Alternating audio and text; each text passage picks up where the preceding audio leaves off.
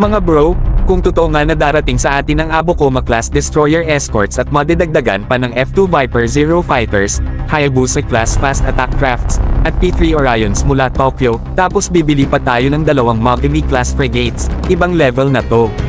Hindi lang ito basta dagdag barko o eroplano, kundi isang malinaw na mensahe, hindi basta-basta kayang daanan sa pananakot ang Pilipinas. It actually sports a credible regional defense posture kung ganito ang magiging lineup natin.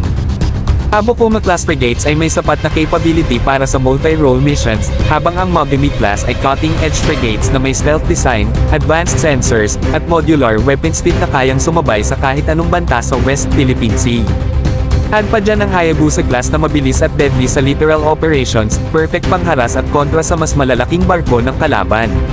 Sa himpapawid, kung sakaling nang makuha natin ang F-2 Viper Zero, masasabi nating makakasabay tayo sa mga modernong air forces sa rehiyon.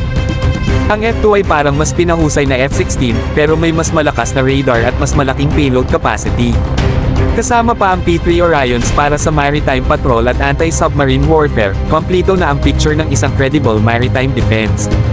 Kaya mga bro, ang pagbili natin ng Mogami-class, kahit medyo mabigat ang presyo, ay hindi lang simpleng acquisition. Para itong pagbibigay galang sa ating kaalyado, isang domo arigato sa Tokyo na malinaw na ipinapakita na seryoso tayo sa pakikipagtulungan at hindi tayo atras sa ating laban. Sa rehiyon na puno ng tensyon, lalo na sa West Philippine Sea kung saan halos araw-araw tayong sinusubok, napakahalaga na makita ng mundo na may mga kaalyado tayong handang tumayo sa tabi natin.